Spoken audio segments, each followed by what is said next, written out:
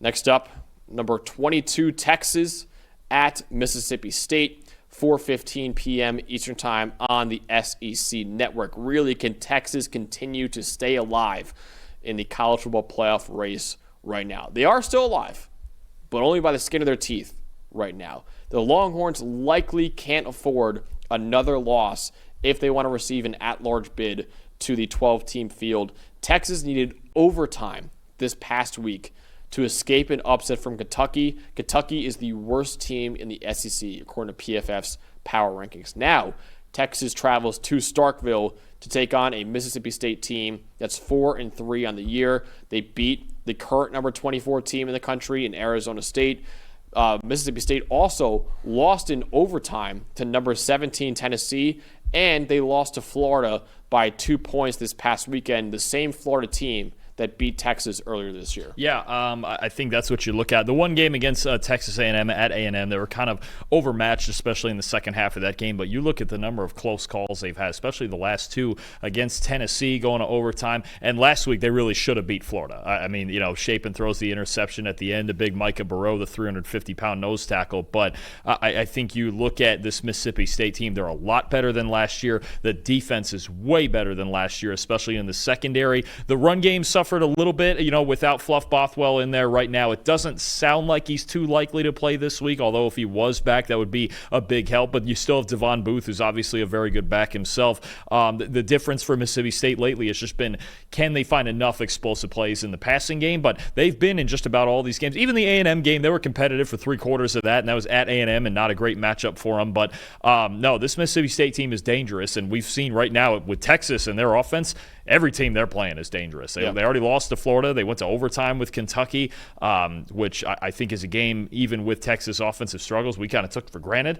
But Texas can't take anything for granted right now because they are struggling to score points. Yeah, absolutely. And you have the Mississippi State offense right now against what's been Texas' offense has really struggled this year, but they still have had an elite defense right now. What should we know on that side of the ball? Yeah, I think in just in general, we need to just make people aware of this Texas defense, Pete Kwiatkowski's unit still being just the elite unit as it is. Because I was trying to find one thing, okay, where's the crack, or what does Mississippi State need to do? Or look, this Texas team is just, they're awesome on defense still. You've got star power. You've got Colin Simmons at defensive end. You've got Anthony Hill at linebacker. You've got Michael Taff and those guys in the secondary. Just an outstanding unit. They're the second highest graded defense in college football behind Texas Tech. 5th in run defense grade, 10th in pass rush grade, 7th in coverage grade. Them and Texas Tech, they're the only two teams in the top 10 of all of these categories. So, I mean, you look at the well-rounded nature of this defense. This defense is without question playoff caliber.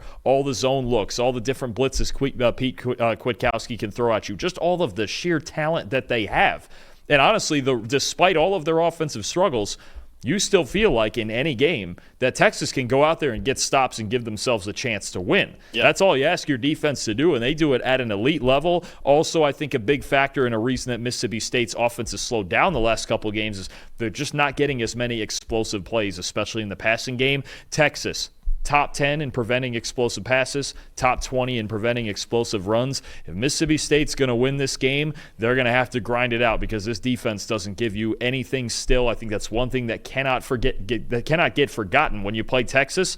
You got a real bear to deal with on this side of the ball. Absolutely. For all the Arizona State fans in the chat right now, we are covering that game later on in the show. Oh, we're getting there. It's on the desk. Don't worry about it. They're wondering if we're going to cover it or not. We will cover it at the very end. If you're ever in doubt, when we go to the full screen here, you just check the mini helmets. Yeah, just look at the desk. Just check the mini helmets. Here they are. That's right the order there, we go in. They're the very last game. We're almost there. We go in chronological order here. We do. Whenever time the game is. That's we why do, which sometimes hurts the West Coast teams a little bit. It does. The West Coast, you got to wait around a little bit. But it's earlier in the day. They got time. They got time. We're going to cover it. So don't worry, Drake, in the chat right now. I have the Texas offense that has really struggled right now. And really, the reason why I would argue Texas has really struggled offensively is with the 5 guys up front. I know Arch Manning has not been as good as we thought he would be this year, but I think a big reason for that, the offensive line has really struggled for Texas this year.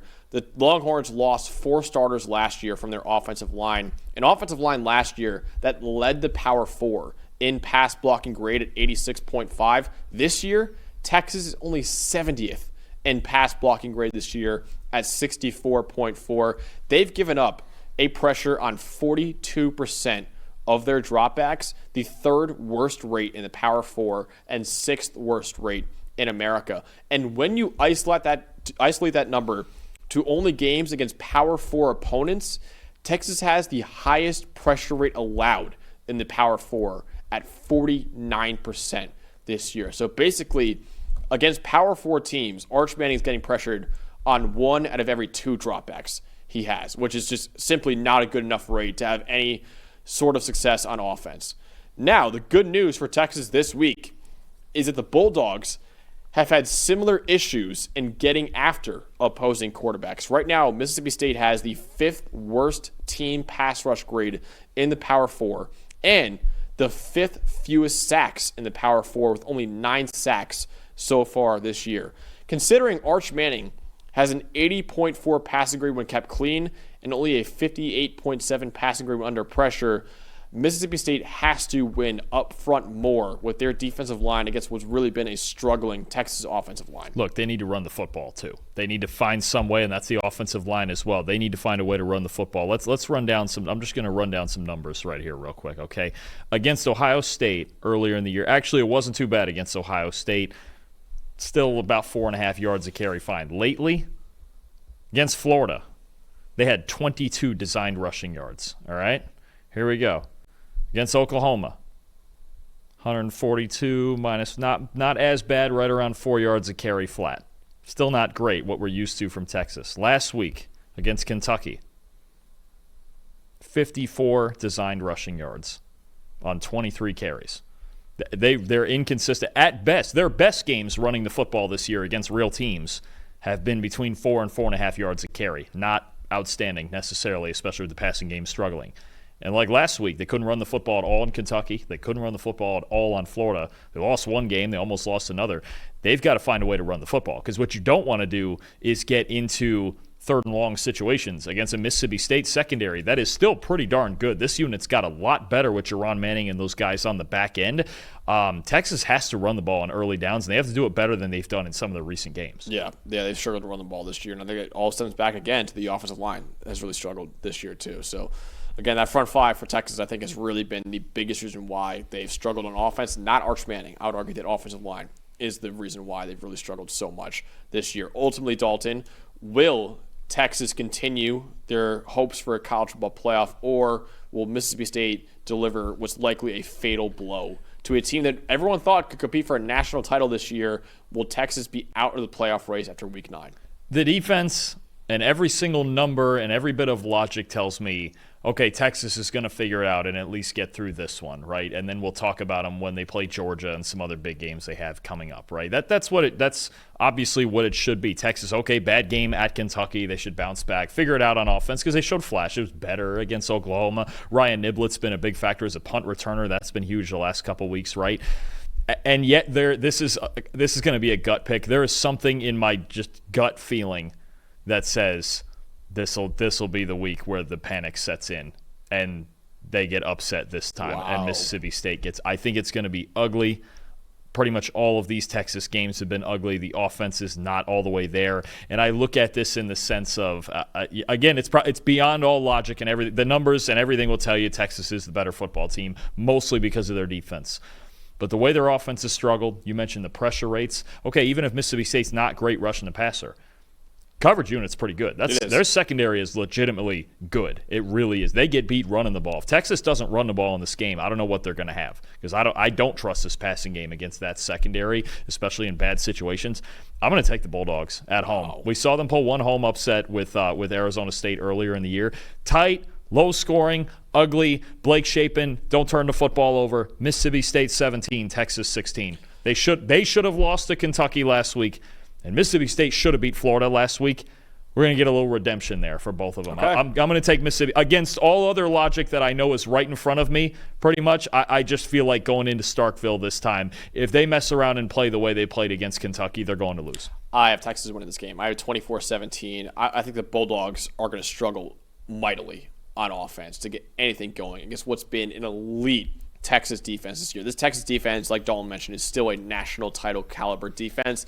It's the offense that's lag behind, but even so, I think Arch Manning, with enough clean pockets in this game to win, I think he'll get it going. And I think Texas, for at least another week, will keep its playoff hopes alive with a 24-17 win. I think the defense will be the reason why Texas, like they've won almost every game this year, will be why they win this game over the Bulldogs. They need Trey Wisner more than ever in this game right here.